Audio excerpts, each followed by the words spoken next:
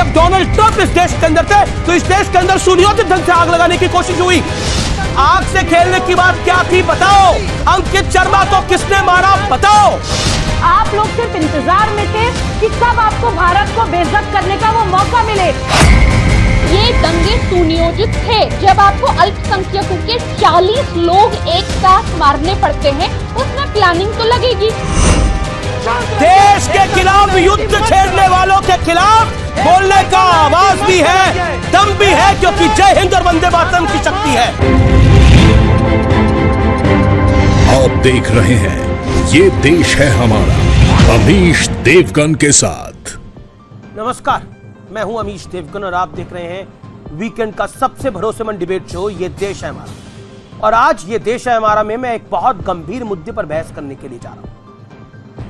इस देश में 2019 में चुनाव होते हैं, एक चुनी हुई सरकार आती है, लेकिन जिस दिन वो सरकार बनती है उसके बाद से प्लानिंग शुरू हो जाती है कि कैसे देश में विद्रोह को खड़ा करना है, आगजनी करनी है, यानी कुल मिला के दंगे को भड़काना है।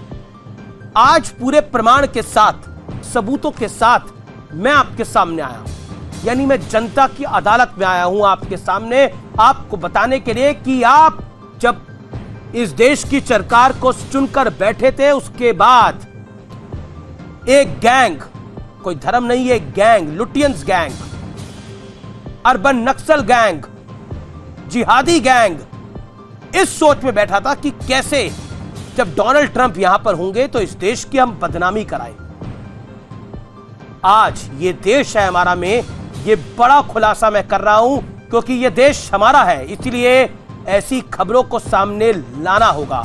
इसलिए आज मुझे आपके साथ की व्यूअर्स जरूरत है।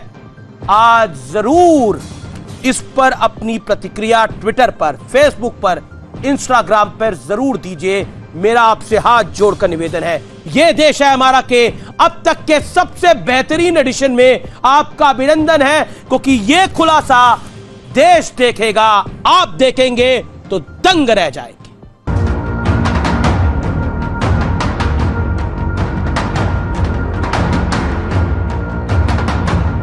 पेट्रोल बॉम्ब है, बोतल बॉम्ब है। देखिए क्या है इसके अंदर, तेजाब की छोटी छोटी थैली है। यहां से अब मैं बाहर निकलता हूं तो ये थैलियां यहां रखी हुई हैं, बाहर बालकनी है और सीधा निशाना।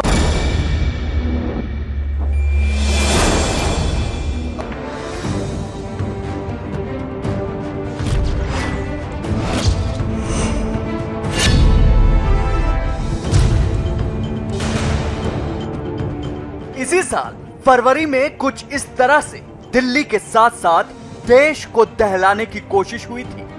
दिल्ली पुलिस ने कोर्ट में 17,000 पन्नों की जो चार्जशीट दायर की है, उससे पता चलता है कि कैसे 2019 में दोबारा मोदी सरकार बनने के बाद इन साजिशों की नींव पड़नी शुरू हो गई थी।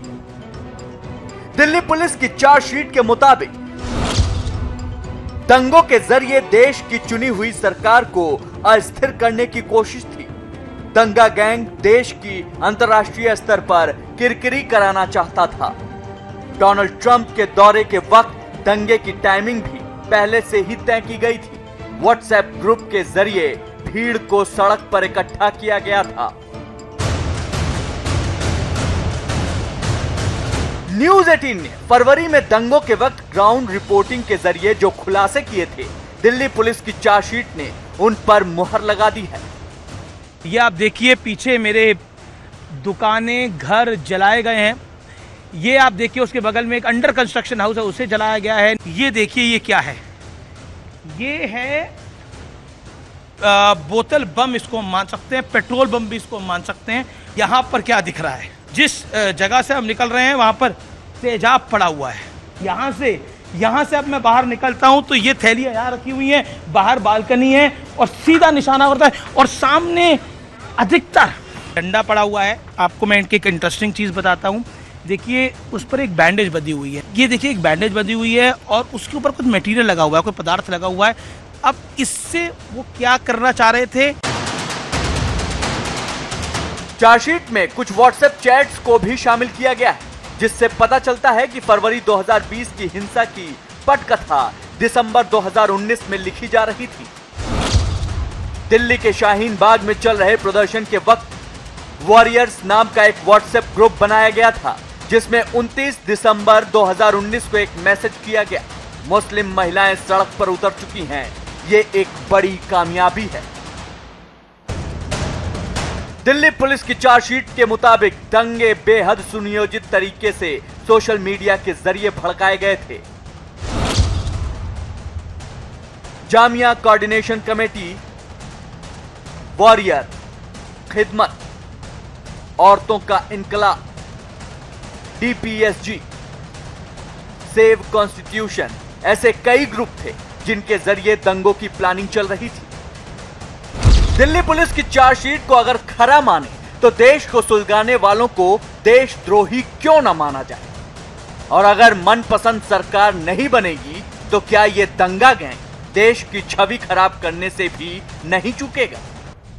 दिल्ली दंगों की साजिश किस तरह रची गई थी, आज मैं इसका बहुत बड़ा सबूत आपके सामने पेश कर रहा हूं। दिल्ली पुलिस की चार्जशीट में कुछ व्हाट्सएप चैट शामिल की गई, जिससे पता चलता है कि साजिश कितनी सुनियोजित थी। ये देखिए, 29 दिसंबर 2019 को वॉरियर्स नाम के व्हाट्सएप ग्रुप में लिखा गया, मुस्लिम महिलाएं सड़क पर उतर चुकी है, ये बड़ी कामयाबी है। अगली चैट, ऐसी एक दूसरी चैट देखिए, ये डीपीएसजी नाम का ग्रुप है, और डीपीएसजी नाम के ग्रुप में क्या लिखा गया, 17 फरवरी 2020 तारीख नोट करिए, को लिखा गया, कुछ लोगों को चक्का जाम और दंगा भड़काने की साजिश के सबूत मिल गए हैं, इसलिए आग से खेलना ठीक नहीं होगा, क्योंकि इससे हम सबको नुकसान होगा। उस चैट की एक कॉपी मेरे पास है, पहली वाली चैट की भी कॉपी है, ये वॉरियर, ये डीपीएसजी ग्रुप। आगे बढ़ता हूं, जेसीसी जेएमआई नाम के एक व्हाट्सएप ग्रुप में क्या लिखा गया, 22 फरवरी 2020 को लिखा गया, Jamia has the credibility to do it nationwide, यानी जामिया के पास वो शक्ति है जो देश भर में आग लगा सकती है, यानी देश भर में यह करने के लिए जामिया की विश्वसनीयता है, लेकिन इसके लिए हर जगह जामिया के लड़के अथवा लड़की का मौजूद रहना बेहद जरूरी है। इस ग्रुप में मोहसिन चंदा यादव नाम के 2 सदस्य थे, और डीपीएसजी में उमर खालिद भी सदस्य था। अगली चैट में इसी ग्रुप की है, जिसमें जामिया वाली बात सुनकर सफूरा जरगर, जिसके लिए बड़ी माहौल बनाया गया, शहजार चुप हो जाओ भाई, सारा प्लान यही लिख दोगे तो एग्जीक्यूट क्या करोगे। तो अब आपको समझ आ गया होगा कि दिल्ली दंगों की किस तरह सोशल मीडिया पर बकायदा प्लानिंग हो रही थी। व्हाट्सएप ग्रुप सबसे बड़ा प्रूफ है, वहां प्लानिंग हो रही थी और यह पूरी साजिश नजर आ रही थी। आप सोच सकते हैं कि क्या खेल किया गया। Because of your fantasies we the locals of Seelampur and ट्रांसोमनिया are in great river, are localities are worried. ये फिर उसके बाद एक चैट आया जब ईस्ट दिल्ली में आग लगाई गई। सोचिए, देश भर में यह करने का प्लान था। नरेंद्र मोदी जीत के क्या चुनाव आए, इनको सड़कों पे आग लगाने का एक मौका मिला। इन्होंने बोला कि अब जनता ने नरेंद्र मोदी को जिता दिया तो हम बदला लेंगे आग लगाकर। जब डोनाल्ड ट्रंप इस देश के अंदर थे तो इस देश के अंदर सुनियोजित ढंग से आग लगाने की कोशिश हुई। हम चिल्लाते रहे, ये सीए जो है वो किसी धर्म के खिलाफ नहीं है, ये देश के पक्ष में है। लेकिन सोचिए किस तरह का नंगा नाच खेला गया इस देश के अंदर और सब चुप रहे। उस सफूरा के लिए, उस उमर खालिद के लिए आवाजें उठी बॉलीवुड के अंदर। शर्मनाक, ये गद्दारी है, ये देशद्रोह है। और ये इतना गंभीर देशद्रोह है। देशवासियों सोचो क्या हुआ इस देश के अंदर। ये व्हाट्सएप चैट चीख चीख के कहते हैं, ये व्हाट्सएप चैट चीख चीख के कहते हैं कि क्या खेल खेला गया इस देश के अंदर, क्या नाच खेला गया, करा गया इस देश के अंदर। नरेंद्र मोदी सत्ता में आए, उसका माहौल बना दो, उसके बाद ऐसा तूफान खड़ा करो कि आग लगा दो। अगर हमारा मनपसंद आदमी जीत के नहीं आएगा तो देश जलाएंगे, लोग देश जलाएंगे। व्यूअर्स, दोस्तों, भाइयों बहनों, सुनो क्या हुआ इस देश के अंदर। और सब चीजें प्रमाणिक है, सत्य पे आधारित है। इसलिए जब सत्य के तथ्य होते हैं तो चिल्ला के बोलना आवश्यक होता है। संबित पात्रा मेरे साथ जुड़ रहे हैं। मेरे साथ इस चर्चा में जुड़ रहे हैं सुबुई खान, शोहेब जवाई, मौलाना साजिद रशीदी, इफ्रा जान। संबित पात्रा बीजेपी के प्रवक्ता हैं, सुबुई खान सामाजिक कार्यकर्ता है, सुप्रीम कोर्ट के वकील हैं, शोएब जवाई अध्यक्ष आईएमएफ है और पप्पू यादव की पार्टी के साथ बिल्डिंग डैप। साजिद रशीदी अध्यक्ष इमाम एसोसिएशन है, इफ्रा जान है सामाजिक कार्यकर्ता। संबित पात्रा, सुन के दंग रह गए, देख के दंग रह गए, या फिर ये घिनौना चेहरा देखकर आपको भी लगा इस देश को जलाने की कोशिश थी क्योंकि मोदी जीत कर आ गया था? देखिए अमीश भाई, अब दंग नहीं होते हैं, अब आश्चर्य नहीं होता है, क्योंकि जो मॉडस ऑपरेंडाई है उसके विषय में अब हर कोई जानता है देश में। और देखिए, ये जो दंगे हुए थे इनको लेकर प्रधानमंत्री नरेंद्र मोदी जी ने बिल्कुल सही कहा था कि ये संयोग नहीं, ये प्रयोग है, ये ऑर्गेनिक नहीं है, ये ऑर्गेनाइज्ड है। ये तो खुद प्रधानमंत्री जी ने कहा था। और तमाम आज का जमाना कोई कम्युनिकेशन लैक का जमाना नहीं है। हर किसी के हाथ में एक मोबाइल फोन है और सोशल मीडिया में क्या चलता है और हर कोने में देश में क्या चल रहा है ये हम सब देख सकते हैं। मुझे आश्चर्य होता है किस शिद्दत के साथ इन लोगों ने इस पूरे राइट्स को ऑर्गेनाइज किया था। 2014 में जब नरेंद्र मोदी पहली बार प्रधानमंत्री बन के आए तो उस समय इनका कॉल था अराजकता, ये अनार्की, अवार्ड वापस करेंगे, सर्जिकल स्ट्राइक पर विश्वास नहीं करेंगे।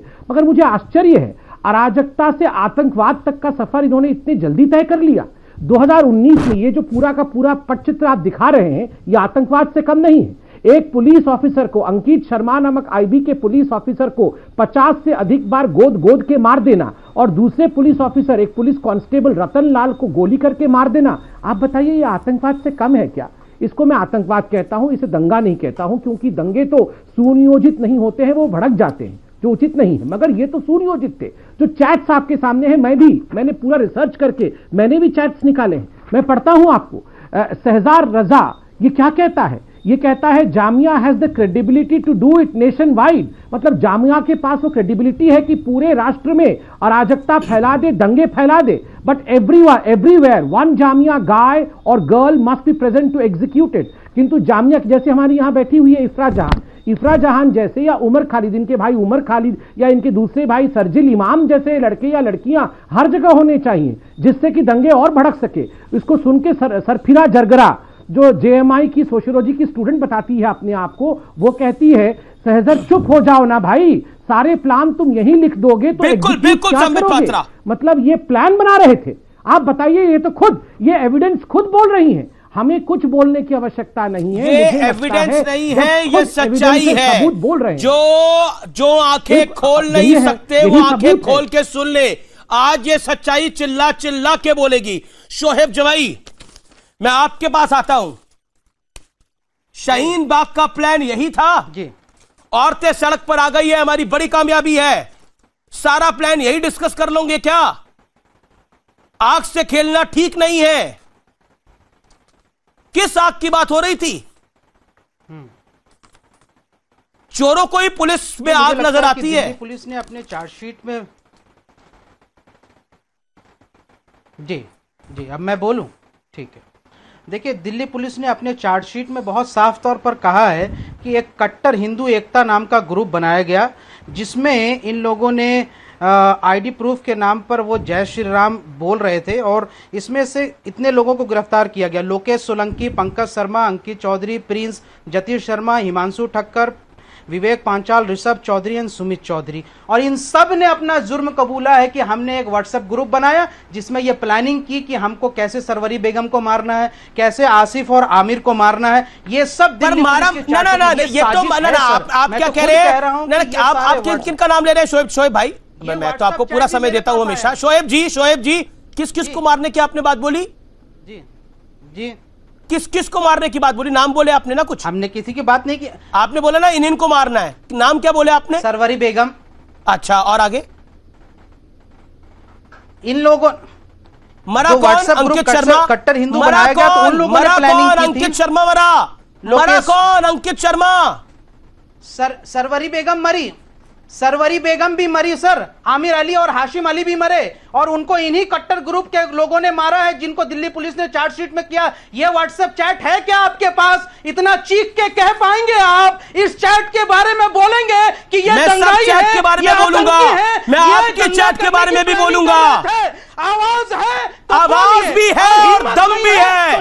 देश के खिलाफ युद्ध छेड़ने वालों के खिलाफ बोलने का आवाज भी है, दम भी है, क्योंकि जय हिंद और वंदे मातरम की शक्ति है। क्योंकि जय हिंद और वंदे मातरम की शक्ति है, आवाज भी है, दम भी है, शिद्दत भी है। और जो देश के खिलाफ, मैं इसको दंगा नहीं मानता, मैं इसको देश के खिलाफ युद्ध मानता हूं। आप देश के खिलाफ युद्ध करने के लिए निकले सड़कों पर, देश के खिलाफ युद्ध करने के लिए निकले सड़कों पर, देश के खिलाफ युद्ध करोगे, देश के खिलाफ युद्ध करोगे। दिल्ली पुलिस क्या आग से खेलने की बात क्या थी बताओ, आग से खेलने की बात क्या थी बताओ, अंकित शर्मा को किसने मारा बताओ। 12:49 पे 125 मेंबर 47 लोग उससे एग्जिट हो गए। 8 तारीख को ये लोकेश सोलंकी का ये कन्फेशन है, ये साजिश थी, लेकिन किसने की? इंडियन एक्सप्रेस की रिपोर्ट पढ़िए। मैं तो दिल्ली पुलिस की चार्जशीट पढ़ रहा हूं। मैं इंडियन एक्सप्रेस की रिपोर्ट क्यों पढ़ूं? मैं दिल्ली पुलिस की चार्जशीट पढ़ रहा हूं, जांच एजेंसी पे मुझे भरोसा है। मैं दिल्ली पुलिस की चार्जशीट ही पढ़ रहा हूं। संबित पात्रा, मैं भी दिल्ली पुलिस की चार्जशीट पढ़ रहा हूं सर। अगर ये शांत हो जाए तब मैं बोलूंगा। देखिए अमीश भाई, आप तो खुद मौके पे उतरे थे और बहुत कम पत्रकार मौके पे गए थे, आप उनमें से एक थे। अभी आप उन विजुअल्स को भी दिखा रहे थे। आप, मैं, यहां बैठे कोई भी लोग, आप बताइए आप अपने छत पर क्या रखते हैं? आप अपने छत पर एक झूला रखते होंगे, आप छत पे गमला रखते हैं, तुलसी माँ का एक पौधा रखते हैं, आप छत पे कपड़े सुखाने के लिए आप तार रखते हैं या कपड़े सुखाने के लिए वो सरंजाम रखते हैं, बाल्टी रखते, यही छत पे रखते होंगे। मगर किसने अपने छत के ऊपर पहले से पेट्रोल बम, ईट पत्थर चलाने के लिए मैनुअल हैंडल का एक स्लिंग? देखिए मैं बिल्कुल चिल्ला नहीं रहा था, मैं शांति से बैठता हूं पहले, क्योंकि मैं डिबेट में भी दंगे पे विश्वास नहीं करता हूं। मैं शांति से बैठता हूं, पहले ये चिल्ला लें, उसके बाद मैं बोलूंगा। ना दंगे नहीं, आप लोग आतंकवाद के जननी है सर, आप लोग आतंकवाद के जननी है। गोडसे को कैसे मारा था? मैं डिबेट में भी कम से कम गोडसे पर डिबेट नहीं है, गोडसे गलत था, उसको गलत बोला गया। आतंकवाद की जननी कौन है ये अभी आपको समय आते पता लग जाएगा ना। आतंकवाद की जननी कौन है, आतंकवाद के अब्बू अम्मी माता पिता कौन है, सब पता लगेगा। आप शांत बैठिए जरा। सुबुई खान, एक सेकेंड, संबित पाता हूं, सुबुई खान को आने दीजिए। कंप्लीट कर लूं संबित, मैं आपके पास आता हूं। सुबुई, ठीक, ओके जी। अमीश, शोएब जमाई बीच में ना चिल्लाएं, क्योंकि आज मैं इनसे बहुत संजीदगी से एक सवाल पूछना चाहती हूं। मैं इनकी इस डिफ्लेक्शन में नहीं पढ़ना चाहूंगी कि अब सत्ता चलाती है। संबित जी ने बिल्कुल सही बोला कि जब से मोदी जी पावर में आए हैं 2014 से ये लोग डेलिबरेटली एक एजेंडा भारत के खिलाफ, फिर बीच में बोले आप, यही चार्जशीट में इनके बीच में नहीं बोली थी, ये बीच में बोल रहे हैं। ये बीच नहीं, इनकी प्लीज वॉल्यूम कम करिए। अमीश, मैं ऐसे नहीं बोल पाऊंगी, इनकी प्लीज या तो वॉल्यूम कम करिए। मैं बहुत इंपॉर्टेंट पॉइंट बोलना चाहती हूँ आज, मैं बहुत इंपॉर्टेंट पॉइंट बोलिए आप। यही चार्जशीट पे है, नरेंद्र मोदी जब से आए जी। आप जो दिल्ली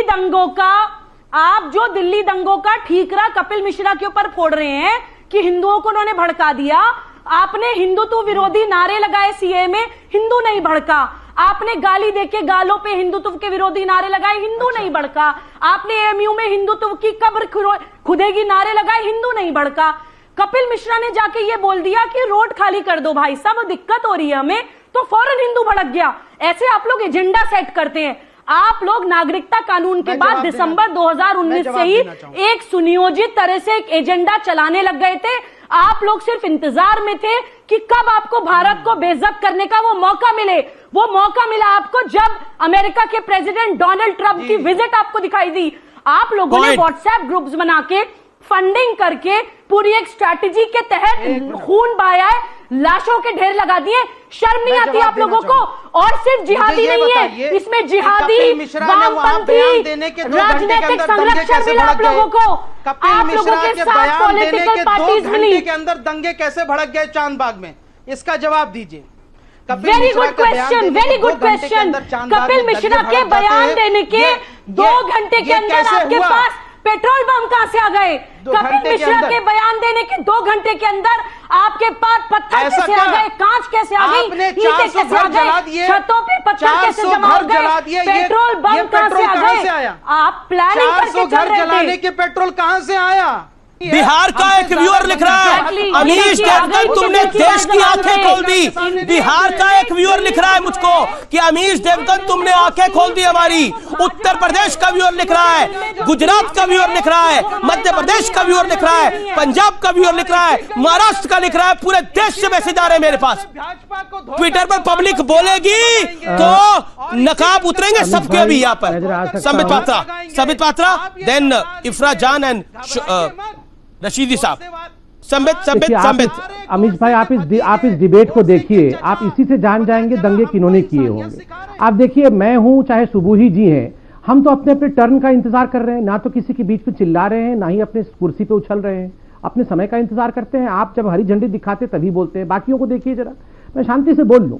देखिए, आप जो ये गंगा जल कर रहे हैं, आप कह रहे हैं कि कपिल मिश्रा के कहने पर ये सब कुछ हो गया। अभी चंद दिनों पहले इसी साहब के साथ में, इन्हीं साहब के साथ में बैठा हुआ था आप ही के चैनल पे, इन्होंने इस बात पे आवाज लगाई कि शर्जिल इमाम बिहार का बेटा है और शर्जिल इमाम के खिलाफ जो कहेगा वो बिहार का अपमान करेगा।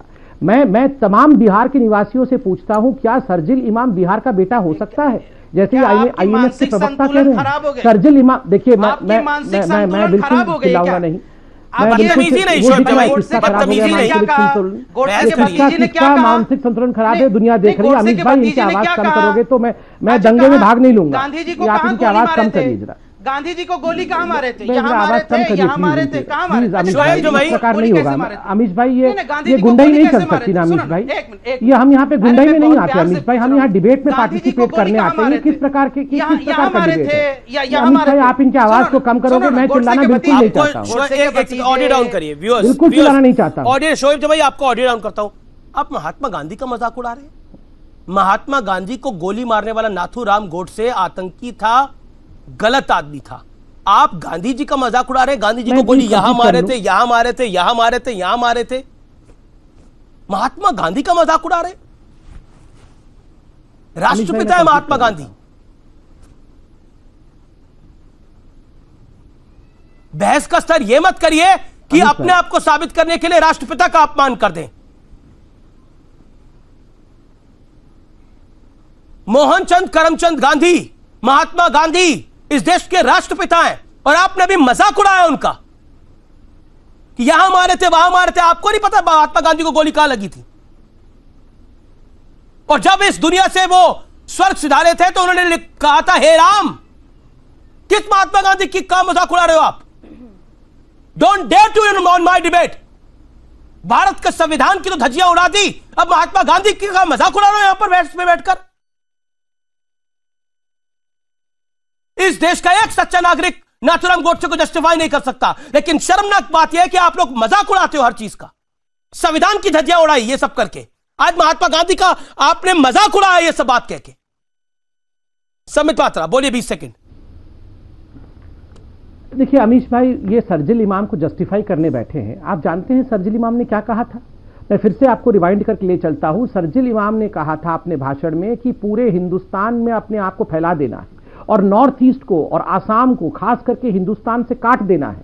5 लाख मुसलमान चिकन नेक में मौजूद हैं और हमारे एक इशारे पे वो नॉर्थ ईस्ट को हिंदुस्तान की आर्मी से और हिंदुस्तान की सत्ता से काट देंगे। इतना मलबा और इतना पत्थर रेल की पटरियों पर और सड़क पर बिछा दो कि कोई भी आर्मी का जवान नॉर्थ ईस्ट तक नहीं जा पाए, तभी जाके हम सक्सेसफुल होंगे। ये लोग यहाँ शर्जिल इमाम को बिहार का बेटा बता रहे हैं। बताइए, शर्जिल इमाम बिहार का रिप्रेजेंटेशन शर्जिल इमाम करता है। दूसरी बात है, ये कपिल मिश्रा इतनी बार आप लोग कर रहे हैं। ये स्वीडन में जो हुआ अभी चंद दिनों पहले, स्वीडन के लोगों को जिस प्रकार मारा गया, ये आईएस जो हो रहा है, अफगानिस्तान में जो बम फूटे अभी गुरुद्वारे में, ये सब कपिल मिश्रा ने जाके वहां भड़काया है। आप यहाँ कपिल मिश्रा और हिंदू धर्म, जय श्री राम और राम के नाम को, गंगा जल को यहाँ आप बदनाम कर रहे हैं कि गंगा जल के कारण ये हुआ, जय श्री राम के नारा के कारण ये हुआ। अरे ला इल्लाह इल्लल्लाह कौन नारा लगा रहा था? हर बैरिकेड पे खड़े होकर ये जेएनयू वाले और ये जामिया वाले ला इल्लाह इल्लल्लाह, उसका अर्थ क्या होता है? ये किस प्रकार का यहाँ जिहाद स्थापित करना चाहते थे? मैं अगले फैक्ट के ऊपर आता हूं। डिबेट में भी आतंक शुरू कर देते हैं। मैं अगले फैक्ट के ऊपर आता हूं और व्यूअर्स ये आपके समक्ष मैं रखता हूं।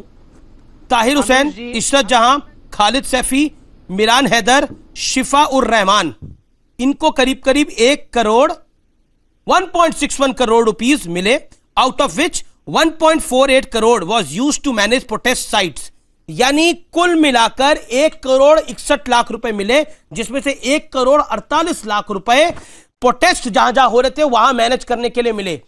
ये गैंग है, अर्बन नक्सल्स, लेफ्टिस्ट, जिहादी और उनके साथ साथ पॉलिटिकल संरक्षण। इस देश का खाती है आप लोग तो इस देश अगर का कल को खाके कहेंगे हमारे देश के प्रधानमंत्री कौन है?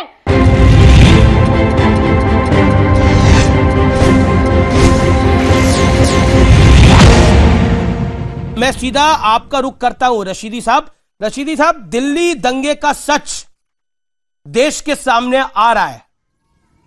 जब डोनाल्ड ट्रंप यहां थे तो देश की छवि खराब करने के लिए, और यह प्लान 2019 में जब नरेंद्र मोदी जीत के आए तभी से ऑन हो गया था।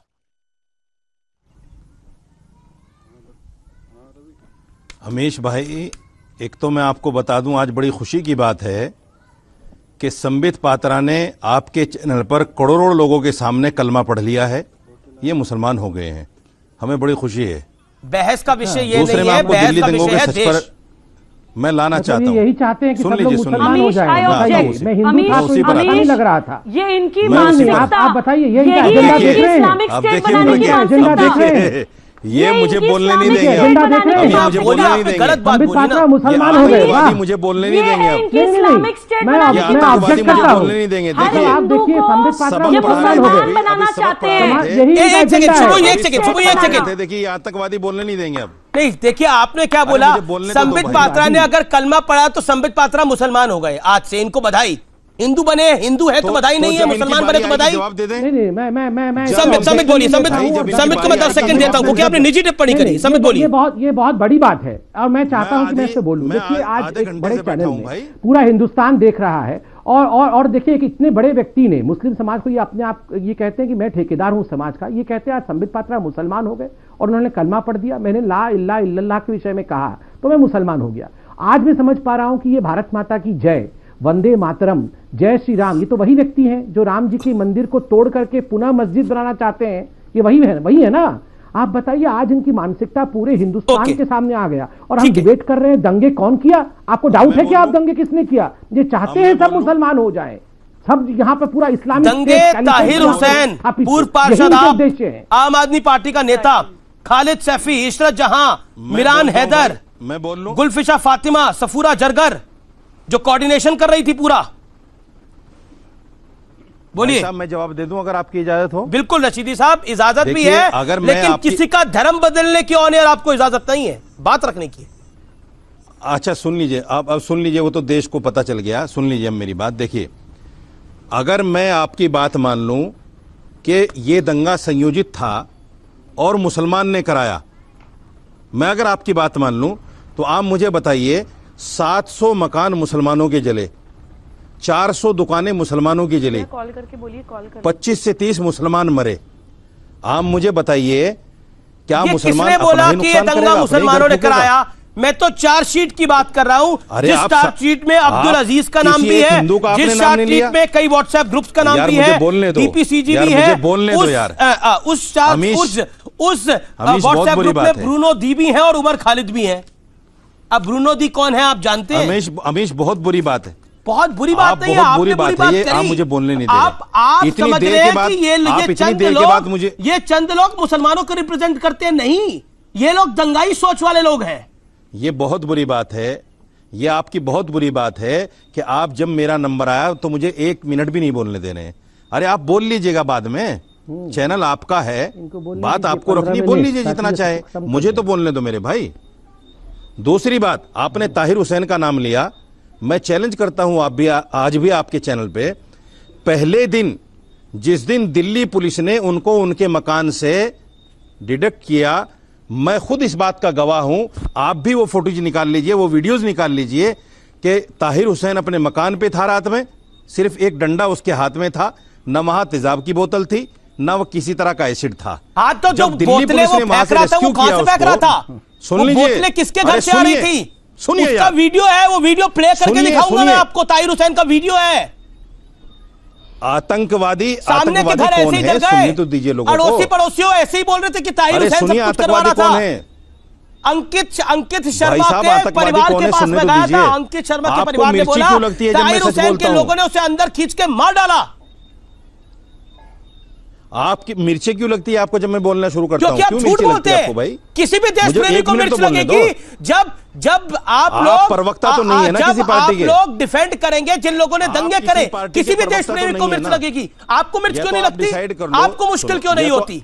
आपका दिल क्यों नहीं दुखता जब देश की बदनामी होती है? डिसाइड कर लो। आपको दर्द क्यों नहीं होता जब डोनाल्ड ट्रंप यहाँ आता है या दंगे कराने की कोशिश होती है? आपको दर्द क्यों नहीं होता? मैं आपसे पलट के सवाल पूछता हूं, आपको दर्द क्यों नहीं होता?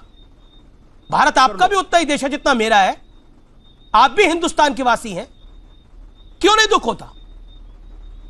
क्या आप प्रवक्ता हैं या एंकर हैं? पहले तो ये डिसाइड कर लो। मैं देश का प्रवक्ता हूं और मुझे गर्व है देश का प्रवक्ता होने पर, और अपनी आखिरी सांस तक रहूंगा देश का प्रवक्ता नहीं है। आखिरी सांस तक रहूंगा, भारत माता के लिए काम करता हूं और करता रहूंगा। पत्रकारिता से पहले मेरा देश है, अगर देश है तो अमीश देवगन है, इसलिए जिसका प्रवक्ता बनाना बना लो, मेरे पर रत्ती भर असर नहीं पड़ता। मैं देश का प्रवक्ता हूं। अगर आप देश के प्रवक्ता होते, ईमानदारी से पत्रकारिता करते, जर्नलिज्म ईमानदारी से करते, आपके लिए तो ईमानदारी ये है मैं ताहिर हुसैन का साथ दे दूं। आपके लिए तो ईमानदारी ये है मैं दंगाइयों के साथ खड़ा हो जाऊं। हाँ, कुछ लोग हैं जो दंगाइयों के साथ खड़े होते हैं, वो आपको ईमानदार लगते हैं क्योंकि वो वतन के साथ बेईमानी करते हैं। मैं वतन के साथ ईमानदारी करता हूं। वतन के साथ जो बेईमानी करते हैं वो आपके लिए ईमानदार, जो वतन के साथ ईमानदारी करते हैं वो आपके लिए बेईमान। ये फर्क है आपकी और मेरी सोच के अंदर, ये फर्क है आपकी विचारधारा और मेरी विचारधारा के अंदर, ये फर्क है आपकी देशभक्ति और मेरी देशभक्ति के अंदर, ये फर्क है रशीदी साहब। और ये फर्क ताउम्र रहेगा, ताउम्र रहेगा। आप कभी भी मेरे जैसे नहीं बन सकते, कभी भी नहीं बन सकते। ये आपको और आप मेरे को दोनों का अफसोस रहेगा। ऊपर वाला आपके जैसा बिल्कुल ना बनाए। बिल्कुल ना बने ना, आपको ऊपर वाले ने बनाया ही नहीं ऐसा। आपके जैसा आपको ऊपर वाले ने मेरे जैसा बनाया ही नहीं। महादेव ने आपको नहीं बनाया, महादेव ने आपको मेरे जैसा बनाया ही नहीं। ईश्वर ने आपको मेरे जैसा नहीं बनाया। ये फर्क है मेरे और आप में। तभी आपके अंदर बहुत बड़ी बीमारी है यार, आप बोलने नहीं देते। बीमारी किसके अंदर है वो पता लग रहा है। बड़ी बीमारी है आपके अंदर। देश के खिलाफ काम करने की बीमारी किसके अंदर है वो देश को पता लग रहा है। आप सच्ची बात लोगों तक जाने नहीं देना चाहते। इस सवाल का मेरे जवाब दे दो ना आप। ये 700 मकान मुसलमानों के क्यों जले? 400 दुकानें मुसलमानों की क्यों जली? 25 से 30 मुसलमान क्यों मरे अगर मुसलमान ने दंगा कराया? सुबोई खान, आप जवाब दे दो। नहीं, आपसे जवाब नहीं ले रहा हूं, आपसे जवाब नहीं ले रहा हूं मैं। आप क्यों बीच में घुसाती हैं भाई? संबित पात्रा इसका जवाब देंगे या अमीश देवगन इसका जवाब देगा? नहीं, आपसे नहीं जवाब मांग रहा हूं। आप कौन होते हैं जवाब देने वाले भाई? मैं भी भारतीय मुसलमान हूं, मैं अनुमति लेती हूँ सुबह जी से और जवाब मैं देता हूँ। कोई बात नहीं कर रहा हूँ मैं। नहीं, कोई देखिए ये महिलाओं का अपमान करते रहते हैं, कोई बात नहीं, देश जान चुका है। मगर अगर आप चाहते हैं कि मैं जवाब दूं तो मैं जवाब दे रहा हूँ। सुनिए, आप चाहते थे कि सुबह जी जवाब ना दे और मैं दूं। वैसे तो अकेली सुबुही जी काफी है, मगर चूंकि आपने ये इच्छा जाहिर की कि मैं जवाब दूं तो मैं देता हूं। अब सुनिए, अब सुन लीजिए सर, सुन लीजिए। सवाल आपने पूछ लिया कि मुसलमानों के घर क्यों जल गए, मुसलमानों ने दंगे नहीं किया है, यही सवाल है ना। मैं जवाब दे रहा हूँ। अमीश भाई जरा इनको कहिए, मैं इनके सवाल का जवाब दे रहा हूं। अब ये जवाब सुन ले, इनकी ऑडियो कम रखिए, मैं जवाब दे रहा हूं और सुबुही जी की अनुमति से दे रहा हूं। पहली बात है, किसने कहा कि मुसलमानों ने कराया है? सुबुही जी ने अपने पहले जो उन्होंने अपने विषय को रखा उसमें बिल्कुल सच कहा था। ये इसमें केवल कुछ जेएनयू के छात्र, कुछ जामिया के छात्र नहीं, कुछ अर्बन नक्सल्स भी है। केवल ताहिर हुसैन नहीं है, उमर खालिद ही नहीं है, इसमें हर्ष मंदर भी है, इसमें अरुंधति राय भी है, इसमें आपने प्रशांत भूषण का भी आपको शरीक होते हुए देखा है, मणिशंकर अय्यर को भी भाषण देते हुए देखा है। और ये सारे लोग मुसलमान नहीं है, ये गैंग है। अर्बन नक्सल्स, लेफ्टिस्ट, जिहादी और उनके साथ साथ पॉलिटिकल संरक्षण। आम आदमी पार्टी के भी बड़े नेताओं ने ताहिर हुसैन का साथ दिया था, आप लोगों ने देखा था। वो तो कोई मुसलमान पार्टी नहीं मानती अपने आप को, मगर दिया था। ठीक उसी प्रकार कांग्रेस ने भी संरक्षण दिया था। तो ये एक कॉन्कशन है, ये कॉकटेल है उन तमाम ताकतों का जो हिंदुस्तान को बांटना चाहती है। किसने कहा मुसलमानों ने कराया? ठीक है, मंदिर तो मुसलमान इफ्रा जी, शो के एंड पे मेरे पास अभी एंड नहीं है मैडम, अभी आधा शो बचा हुआ है, अपनी बात को रखिए जी। तो उम्मीद करती हूं कि आप मुझे वैसे ही बेटोक बोलने देंगे जैसे आप संबित पात्रा जी को बोलने देते हैं। बिल्कुल बिल्कुल मैं इनकी बात से सहमत हूं कि ये दंगे सुनियोजित थे, क्योंकि जब आपको अल्पसंख्यकों के 40 लोग एक साथ मारने पड़ते हैं उसमें प्लानिंग तो लगेगी। जब आपको अल्पसंख्यकों के 400 घर जलाने होंगे उसमें प्लानिंग तो लगेगी। जब आपको एक पूरी मार्केट जला देनी है जिसमें अल्पसंख्यकों की दुकानें हैं, जिस मार्केट का नाम टायर मार्केट है, उसमें प्लानिंग तो लगेगी। लेकिन इसीलिए जब देवेंद्र राणा जो दिल्ली हाईकोर्ट के जज हैं, उन्होंने कहा कि मैं दिल्ली पुलिस का एक पैटर्न देख रहा हूं, ये बस एक तरफा कार्रवाई कर रहे हैं। तो ये मैं नहीं बोल रही, ये हमारे जज बोल रहे हैं। अब क्या हमारे जज भी पाकिस्तानी अर्बन नक्सल एंटी नेशनल है? तो वो तो संबित पात्रा जी बता सकते हैं। दूसरी बात आप बार बार बोल रहे हैं कि आप टायर मार्केट आपने जला दिया, ये क्यों नहीं हमको बोलते कि अल्पसंख्यकों के घर क्या हर्षमंदर ने जलाए? अल्पसंख्यकों के घर क्या अरुंधति रॉय ने जलाए? 40 अल्पसंख्यकों को क्या अरुंधति रॉय ने मारा? ये कैसी मूर्खों जैसी बातें कर रहे हैं। और अमीश मैं जवाब देना चाहती हूँ। अमीश मुझे प्लीज कुछ सेकंड दीजिएगा, मैं जवाब देना चाहती हूँ। मुंबई पुलिस की चार्जशीट आती है, एक सेकंड, जब मुंबई पुलिस की चार्जशीट आती है तो यही सुबोही खान जी कहती है कि हमको मुंबई पुलिस पे भरोसा नहीं, मुंबई पुलिस नहीं सीबीआई। लेकिन जब दिल्ली पुलिस, जिसको पूरी दुनिया ने सीसीटीवी कैमरा डिस्ट्रॉय करते हुए देखा, जब उनकी चार्जशीट आती है तो यही सुबोही खान जी जो पेशे से वकील हैं, ये कहती हैं कि नहीं कोर्ट में कुछ सुबोही जी जवाब ले जाइए। ठीक है इफ्रा, अब आपको 2 मिनट पूरा वक्त मिला अपनी बात को रखने का। अभी कब तक चलेगा सुबोही जी? अब सुबोही खान को जवाब देने दीजिए। सुबोही खान जी अमीश, जैसे मैं इनके बीच में नहीं बोली, अभी मेरे बीच में ना चिल्लाएं, मैं इनको जवाब देती हूं। ये अल्पसंख्यकों का घर जला दिया, अल्पसंख्यकों के साथ ये हो गया, ये जो अपना विक्टिम कार्ड लेके कूद जाते हैं लोगों को इमोशनली ब्लैकमेल करने के लिए। फिर बीच में बोली, देखिए अमीश फिर बोली, Amish this is not the way, Amish this is not the way. आप इनकी वॉल्यूम कम कराइए, मुझे इनको जवाब देना है। ये लोग इस तरह से बदतमीजी करके नेशनल टीवी पे आतंकवाद मचाते हैं दूसरों का, तार्किक तौर पे जवाब तो ले लीजिए। आपकी बात पूरी सुन ली गई। अल्पसंख्यक कब बने आप? जब आपने इस देश का विभाजन किया है उसके बाद आप अल्पसंख्यक बने। अमीश मैं इनसे एक सवाल पूछना चाहती हूँ, अमीश मैं इनसे एक सवाल पूछना चाहती हूँ। अमीश ऐसे नहीं मैं बात करूंगी, मैं ऐसे बात नहीं करूंगी, मैं ऐसे बात नहीं करूंगी अमीश, मैं ऐसे बात नहीं करूंगी। आप इनकी आवाज कम कराइए, ऐसे डिबेट नहीं हो पाएगी, ऐसे डिबेट नहीं हो पाएगी। जी अमीश मैं इनसे ये बोलना चाहती हूं कि अल्पसंख्यक तो आप इस देश के टुकड़े करने के बाद, विभाजन के बाद बने हैं। जो आप हजारों सालों से 1400 साल पुराना इस्लाम का इतिहास है ना, जब प्रॉफिट की नस्लों को आप मार रहे थे, उनको जला रहे थे, तब कौन से अल्पसंख्यकों के साथ बुरा हो रहा था? तब कौन सी बीजेपी और आरएसएस आपके साथ आके बुरा कर रही थी? तब कौन से कपिल मिश्रा आके भड़का रहे थे? आपने बीबी फातिमा को मारा, आपने हजरत अली को मारा, आपने इमाम हसन, आपने इमाम हुसैन को मारा। आप कभी अफगानिस्तान में काबुल में 6-6 महीने के बच्चों को मारते हैं, आप कभी पाकिस्तान में मस्जिदों में बॉम्ब फोड़ते हैं, आप कभी केरला में धर्म परिवर्तन करते हैं, आप कभी वेस्ट बंगाल जलाते हैं, कभी आप कश्मीर को आतंकवाद के क्लचेस में दे देते हैं। पूरी दुनिया में सेकंड लार्जेस्ट फेथ हो रहे हैं आप सिर्फ इस्लामिक स्टेट बनाने की एजेंडा के कारण। और वो ही रशीदी साहब अभी नेशनल टीवी पे एक्सपोज हुए। रशीदी साहब की गजवाए हिंद की आइडियोलॉजी अभी एक्सपोज हुई है। ठीक है, एक सेकंड इफ्रा जान, फिर रशीदी साहब अब आप भी अपनी वाणी को विराम दीजिए। सुबोही जी, मेरा निवेदन है दंगों तक सीमित रखे, धर्म पे ना जाए। ओके बोलिए इफ्रा जान। जब दिल्ली कोर्ट में एविडेंस प्रेजेंट करना होगा अमीश जी कि दिल्ली के दंगे किसने किए, तो सुबोही खान जो पेशे से वकील हैं ये कहेगी इमाम हुसैन को किसने मारा। यही बात है। जवाब दीजिए ना सुबोही, अब आप शांत, आप कोड डाउन करो। मैं सुबोही नॉट फेयर। सुबोही अफगानिस्तान में क्या हो रहा है देखो, ये जब इनसे बोलते हैं कि 400 अल्पसंख्यकों के घर किसने जलाए, हमको जवाब तो दे दीजिए भाई।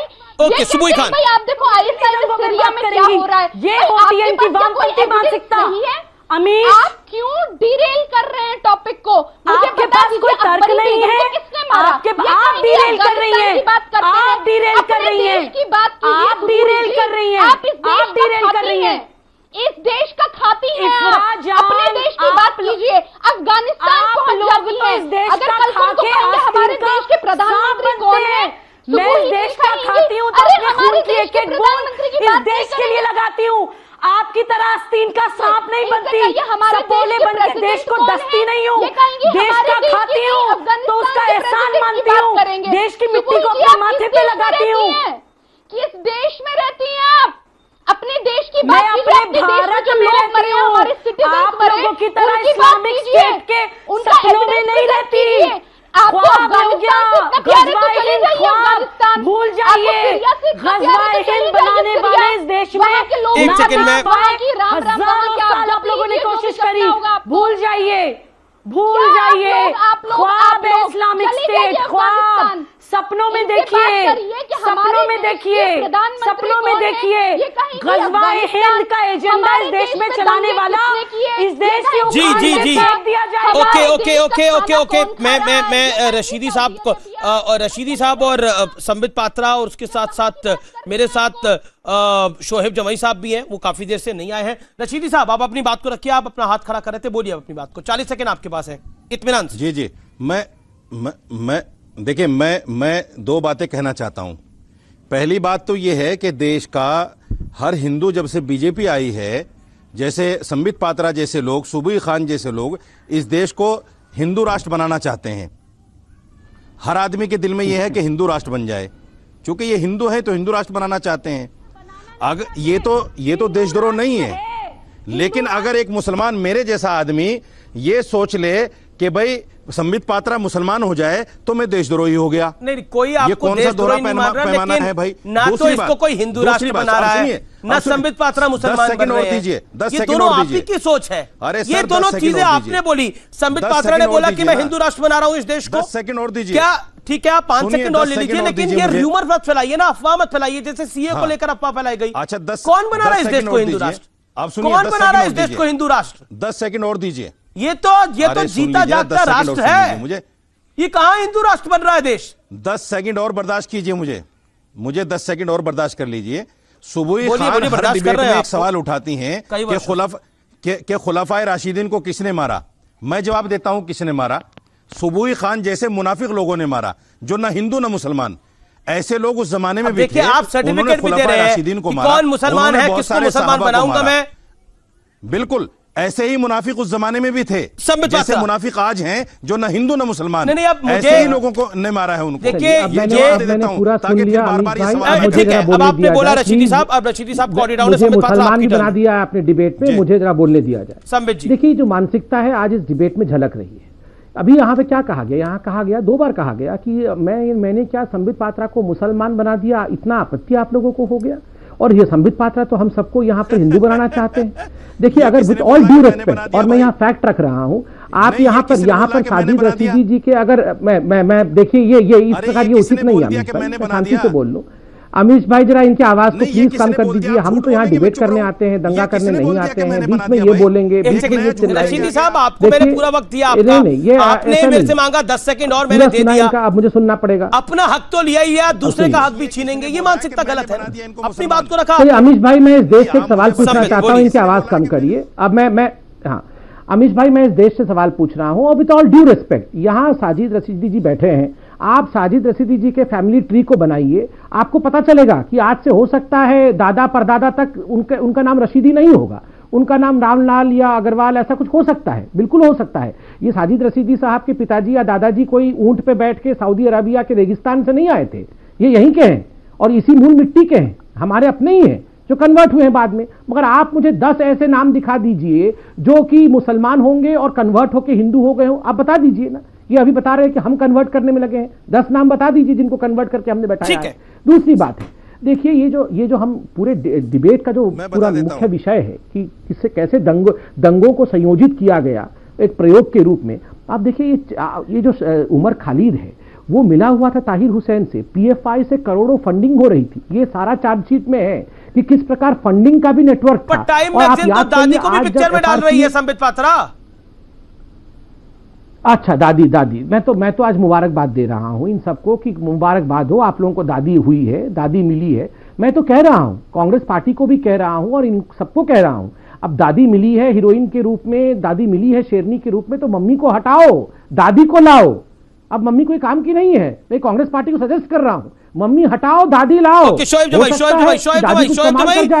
शोएब जवाई मैं आपको 10 सेकंड देता हूं अपनी बात को रखने के लिए। जी, तुम रात लिखो हम चांद लिखेंगे, तुम जेल में डालो हम दीवार फान लिखेंगे, तुम FIR लिखो हम तैयार लिखेंगे, तुम हमें कत्ल कर दो हम बन के भूत लिखेंगे, तुम्हारी कत्ल के सारे सबूत लिखेंगे, तुम अदालतों में बैठकर चुटकुले लिखो, हम सड़कों दीवारों पर इंसाफ लिखेंगे, बहरे भी सुन ले इतनी जोर से बोलेंगे, अंधे भी पढ़ ले इतनी साफ लिखेंगे, तुम काला कमल लिखो हम लाल गुलाब लिखेंगे, तुम जमीन पर जुल्म लिख दो आसमां पर इनकलाब लिखा जाएगा, सब याद रखा जाएगा, सब याद रखा जाएगा, ताकि तुम्हारे नाम पर उम्र लानतें भेजी जाती है, ताकि तुम्हारे मुजस्समों पर काली खेप होती है, ताकि तुम्हारे नाम पर मुजस्समों को आबाद रखा जाएगा। बिल्कुल, ये आबाद रखने के लिए अब्दुल अजीज आबाद रखने के लिए कह रहा था। सर सी ब्लॉक जहांगीरपुरी से कुछ लोगों को बसों में बैठकर शाहीन बाग जा रहे हैं, गैदरिंग करीब 250-300 की है आबाद रखने के लिए। सारा प्लान अभी बताऊंगे, इसी व्हाट्सएप पे बता दोगे।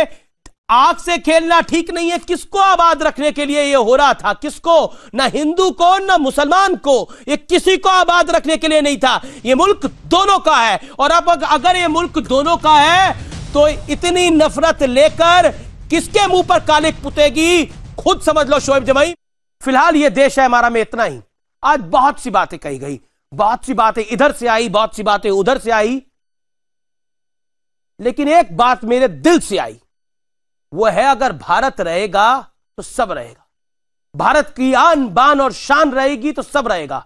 इसलिए भारत के लिए, इस देश के लिए, इस देश की मिट्टी के लिए खबरें लाना जरूरी है और सच्चाई को दिखाना जरूरी है। सच्चाई चाहे जब मिले उसे पटल पे लाना बेहद बेहद आवश्यक है। अपनी राय जरूर दीजिए, ट्विटर पर, फेसबुक पर, इंस्टाग्राम पर। मुझे वाकई आज इंतजार रहेगा। नमस्कार, देखते रहिए ये देश है हमारा और न्यूज़ 18 नेटवर्क।